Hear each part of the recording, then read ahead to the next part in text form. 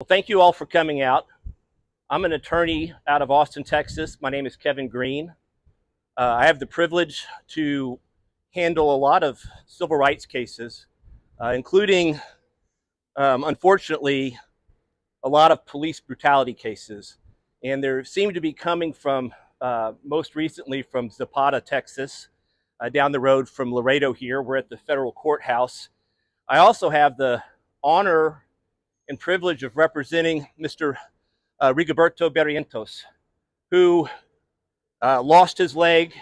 He was a victim of 4 sheriff's deputies that assaulted him last year. And then his case lay buried beneath a false police report where the deputy who filled out that report lied and said that Mr. Barrientos started a fight with that deputy. We know, because I fought along with my partner Thomas Lyons Jr. Very hard to finally get the Zapata County officials to give us a copy of all of the police body cam footage. The footage is absolutely horrific. It shows an unprovoked arrest with no probable cause, and then, much, much worse, it shows that the 4 deputies decided to body slam Mr. Barrientos face first towards a concrete floor, and what braced his fall and probably kept him from severe facial and spine injuries was his knee. His left leg, because the sheriff's deputy used a very dangerous takedown maneuver, his left leg bent backwards in the opposite direction that your knee is supposed to bend, so forcefully that his leg, you could hear it on the video, it makes a horrible crunching, popping sound. And it just splits the leg all the way off, except for just a little tissue in the front. The deputies had to apply 2 tourniquets right away in order to save his life, because quite literally, Mr. Barrientos was bleeding to death on his own carport at his home for absolutely no reason whatsoever. And he was rushed to the Laredo Medical Center and then immediately sent on to San Antonio for life-saving care. Sadly, they could not reattach his leg. So Mr. Barrientos, who's has spent a lifetime working in construction and just as a blue-collar laborer and a citizen of Zapata, can no longer work. He can no longer take care of himself. He's crippled for life, as you can see. He's disfigured. He's traumatized. They saddled him with over $500,000 in hospital bills. He spent a month in San Antonio, away from his family, away from his friends, away from the life that he knew in Zapata, trying to recover from this horrific assault by the Zapata County Sheriff's Office, the sheriff's deputies in the office. And we have filed suit this week in federal court to get justice for Mr. Barrientos. The reason we're holding a press conference, though, is because this is a much wider issue. It's not just between Mr. Barrientos and the police. If it was, I wouldn't be here talking to you today. I would just be an attorney like every other attorney inside doing my job. Instead, I'm out here because this is a community problem. Anytime you have law enforcement that is so poorly trained and poorly supervised that 4 of them would do this to Mr. Barrientos and then try to cover it up, right? That's a big problem. The fact that these 4 officers were never disciplined, one of them, the chief instigator of this, Deputy Martinez, has been promoted, I think, twice, but at least once into a new federally funded position. So they've lifted no finger to try to fix the problem. They've done absolutely nothing to help Mr. Barrientos. And no one in Zapata, none of the citizens of Zapata, deserve to be treated the way that Mr. Barrientos was treated. Everybody deserves a sheriff's department that works a lot better than what they've got. And just think for a second, this crossed my mind the other day, if you were a woman living in Zapata that felt like, hey, I might want to call the police because my fight with my boyfriend or husband is escalating, now she has to do the different type of math that no woman should have to do. They have to think, if I call the cops, What are they going to do to this man? It might just be a little argument, right? And then for all the men, if a woman calls the police on you and you've done nothing, you're not insulting, you're standing there very meek, very mild. And like I said, I have the videotape to prove every single thing I'm saying. And this happens to you.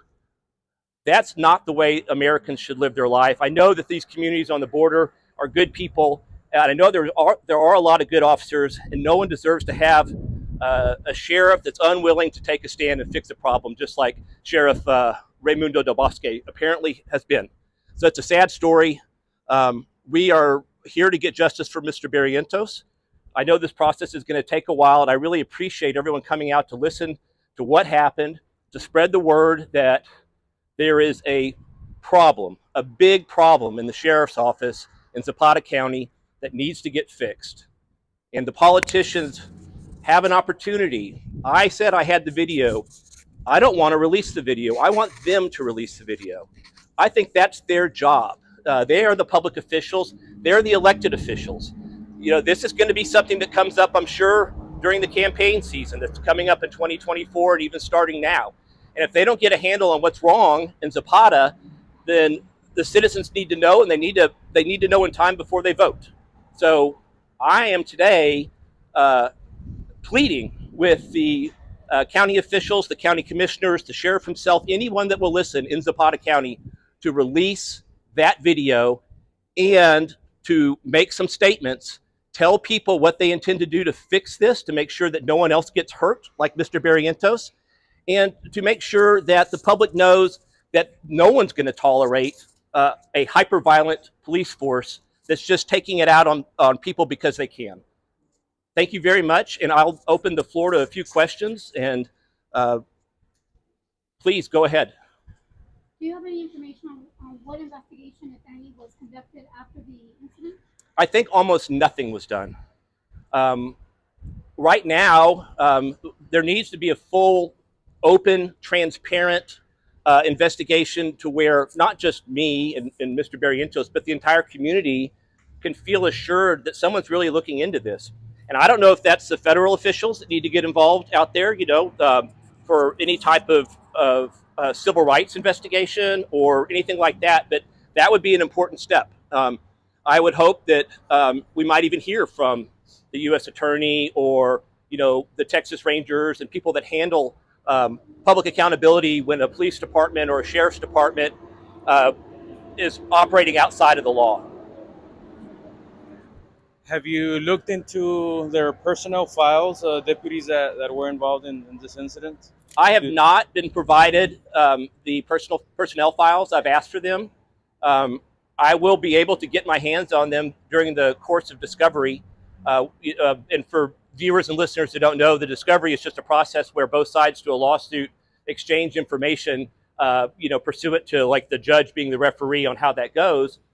We are definitely entitled to it. And once the suit, you know, goes its course, we're going to go through a very fulsome discovery process, and we're going to leave no stone unturned on our end to figure out how these people got hired. I mean, what are their backgrounds? Do they have a history of this? What disciplinary actions, if any, were taken? And maybe most importantly, were they ever given any training? Like, especially after this happened, you know, has there been, and there needs to be a whole new, like, continuing education program for the deputies in Zapata County on de-escalation, proper use of force, and how to do a takedown without breaking someone's leg completely off their body. I think that's not a lot to ask. Is there a criminal investigation ongoing in regards to their actions? I am not privy to that. I don't know. I hope so. It's not an area of law that I practice in. You know, if there was, it'd probably be the Texas Rangers or the FBI that was handling it, and I'm sure that they'd be happy to answer any question like that. One last question. Is Mr. Barrientos still facing criminal charges for this incident? That's a super interesting question. He's faced absolutely none. None. And the reason why is they shouldn't have arrested him in the first place. And his arrest report on the top says, oh, he was arrested for resisting arrest. We all know that that's a ridiculous charge. You have to be arrested for something first. You just can't resist arrest out of the blue, right? So our contention in the lawsuit is pretty simple, that without probable cause, any use of force against Mr. Barrientos, even handcuffing Mr. Barrientos or grabbing Mr. Barrientos, was an unreasonable, excessive use of force. But quite clearly, even if they did have a basis to arrest him, this wasn't like an active shooter situation where someone had to be taken out where it was life or death. They should not have snapped this poor man's leg completely off his body. Well, I'm sorry, one last question. What are the causes named in this federal civil lawsuit? What are the causes? The cost? Cost of actions. Oh, the causes of action. So we have a First Amendment claim. Our contention for that is that Mr. Barrientos was arrested for simply saying his opinion about, hey, you know, this is my house too, right? That's what the video shows, and the deputy kind of got mad at that for some weird reason and arrested him. So it's been black letter constitutional law in the United States for decades and decades that a police officer is not allowed to arrest somebody for expressing a viewpoint, even if the police officer disagrees with it. But the more obvious ones for most people, it's going to be, this was a use of excessive force in violation of the 4th and 14th Amendments of the U.S. Constitution. That's the 4th Amendment, something everyone's heard of. That's your protections against unreasonable searches and seizures. Obviously, this is a seizure that went wildly, wildly wrong.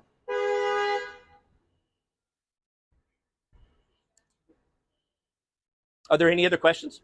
I got no more questions. Sorry, go ahead.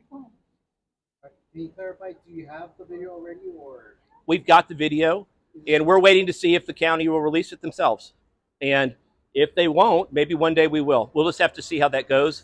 But I want them to take this opportunity to do the right thing. You know, these are elected officials. They don't need to hide behind lawyers. They don't need to hide behind their desk. You know, if they have a problem, they need to get out in front of it. They need to go public and tell people, hey, this is what happened. It was wrong, and it's never going to happen again, and here's what we're going to do about it. And so far, it's just been silence. So I invite the media to follow up with them as well. You know, what do they plan on doing about this? And if any of these officials have not seen the video, if the sheriff's office is hiding the video from the county commissioners or whatever's going on in Zapata, call me, email me. Any public official in Zapata, I will let you watch the video yourself. That way you can take a stand against what happened. Were there any steps taken prior to the lawsuit on trying to rectify or find a solution or anything to that situation? The county has done nothing, no outreach whatsoever to Mr. Barrientos. They know that they've crippled this man. They know that they've deprived him of a way to earn a living. He's not been helped by the county whatsoever. No one contacted anybody, and like I said, they kind of were hiding behind a false arrest report. And when I asked them, and I had Mr. Barrientos ask them for all of the information about his case, the videos and the arrest record, they told us to go fly a kite. They weren't giving it to us. I had to sue them in Zapata County just to release the public records on Mr. Barrientos.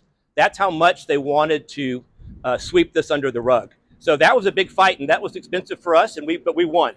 And so they have now given me that information, and with that, I was able to file suit in federal court, and we're going to go get justice for this man. Any words, Mr. Barrientos? No, just want to say de que pues nomás que se haga justicia y que pues no quiero que le pase a alguien más que le pasó. Yeah. I mean, that's one of the major reasons we're fighting this lawsuit as well. Is Mr. Barrientos feels very strongly that no one else should go through what he went through. Nobody. So we're going to stop it.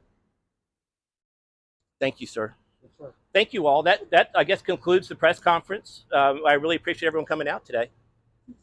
Thank you. You all have my email if you have any need follow on. Okay. Thank you all so much.